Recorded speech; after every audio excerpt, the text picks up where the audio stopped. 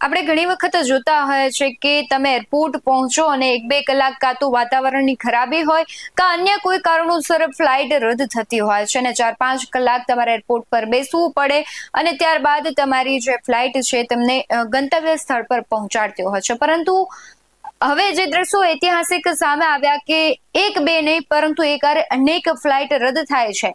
Airport પર કોઈ સપના લઈને, કોઈ મૃતદેહ લઈને ને ઘણા એવા લોકો હતા કે જેમને લગ્ન પણ હતા અને તેમને ત્યાં પહોંચવાનું હતું પરંતુ તે પહોંચી નતા શક્યા અને જે કરુણ દ્રશ્યો સામે આવ્યા હતા, રોષ ભરેલા દ્રશ્યો સામે આવ્યા હતા, તેણે ઇન્ડિગો ફ્લાઇટ અને સરકાર સામે અનેક સવાલો કર્યા છે. નમસ્કાર, BS9 TV ન્યૂઝમાં આપની સાથે હું ભગવતી ઉછાવડિયા. ઇન્ડિગો હાલ તેના ઇતિહાસના સૌથી મોટા સંકટનો સામનો કરી રહી છે. ઇન્ડિગોએ છેલ્લા કેટલાક દિવસોમાં 2000થી વધુ ફ્લાઇટ્સ રદ કરી છે, જેના કારણે લાખો મુસાફરોને મુશ્કેલી પડી છે. પરંતુ આ પરિસ્થિતિ કેવી રીતે ઊભી થઈ તેના વિશે જ આ વિડીયોમાં વાત કરવી છે. દેશની સૌથી વિશ્વસનીય એરલાઇન્સ એટલે કે ઇન્ડિગો હાલ સૌથી મોટી છે કટોકટીનો સામનો કરી રહી છે. છેલ્લા 5 દિવસમાં 2000થી વધુ ફ્લાઇટ્સ રદ થઈ અને આખી સિસ્ટમ છે તે ઠપ થઈ ગઈ છે. હજારો પેસેન્જર એરપોર્ટ્સમાં ફસાયા, કેટલાક લોકો ફ્લાઇટ્સ કેન્સલ થતા પ્રસંગોમાં જવાનું ચૂકી ગયા તો કેટલાક લોકો મહત્વની મીટિંગ પણ ચૂકી ગયા.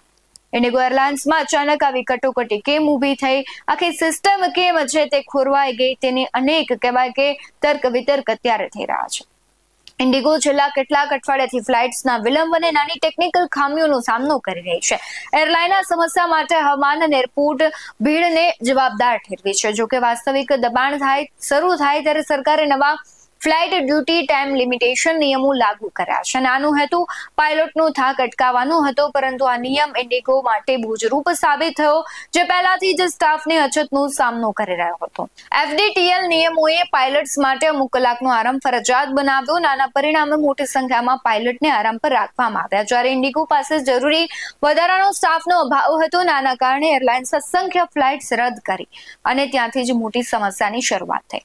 આ દરમિયાન રાત્રિ ફ્લાઇટ્સ માટે એરબેઝ A320 સંબંધિત સુરક્ષા ચેતવણીઓ જાહેર કરવામાં આવી, જેના કારણે મોડી રાતની ઘણી ફ્લાઇટ્સ તાત્કાલિક રદ કરવાની ફરજ પડી. નવા નિયમો મધ્યરાત્રિ પછી અમલમાં આવ્યા, જેના કારણે ફ્લાઇટ્સ અચાનક મોટા પાયે રદ થઈ અને સિસ્ટમ છે તે આખી ખોરવાઈ ગઈ હતી. ઇન્ડિગોના વિશાળ કદે પણ એક પરિબળ ભજવ્યું છે. ત્યારે ભારતની સૌથી મોટી એરલાઇન્સ હોવાને કારણે વધુ અસર જોવા મળીને આટલા વિશાળ નેટવર્કમાં જ્યારે એક ચક્ર ખોટું થાય ત્યારે બાકીના પર ઝડપથી અસર પડતી હોય છે. હજારો ક્રૂ સભ્યો, ડઝનબંધ એરપોર્ટ અને 2000થી વધુ ફ્લાઇટ્સનું દૈનિક સમયપત્ર એક જ ઝટકામાં ખોરવાઈ ગયું. વધતા હોબાળા વચ્ચે DGCA રાહત આપવા માટે પાયલટ્સને રજાઓ માટે સાપ્તાહિક આરામનો સમયગાળો બદલવા પર પ્રતિબંધ મૂકતો નિયમ પાછો ખેંચી લીધો અને આનાથી પાયલટ્સના રોટેશનમાં સરળતા આવશે અને એરલાઇન્સમાં થોડી સ્થિરતા આવશે. જોકે પાયલટ્સ યુનિયનનો આરોપ એવો છે કે ઇન્ડિગો મેનેજમેન્ટ નવા નિયમોથી વાકેફ હોવા છતાં તૈયારી કરવામાં નિષ્ફળ ગયું છે. તેમનો એવો પણ દાવો છે કે વધુ ભરતી થવી જોઈતી હતી, પરંતુ એરલાઇન્સે સ્ટાફમાં ઘટાડો કર્યો. ઇન્ડિગોની બેદરકારી હોય, સરકારી નિયમો હોય કે પછી ટેકનિકલ પડકારો હોય, સામાન્ય માણસને ખૂબ અસર થઈ છે. દરરોજ સેંકડો ફ્લાઇટ્સ રદ થઈ રહી અને ટિકિટના ભાવ આસમાને પહોંચી રહ્યા છે અને એરપોર્ટ પર ભારે ભીડ અને અંધાધૂંધીનું વાતાવરણ સર્જાયું છે. એવા અનેક દ્રશ્યો સામે આવ્યા હતા કે લોકોને જરૂરી મીટિંગમાં પહોંચવાનું હતું, લગ્નમાં પહોંચવાનું હતું, કોઈને સર્જરી કરવા માટે પહોંચવાનું હતું, પણ એ કોઈ પહોંચી ન શક્યા.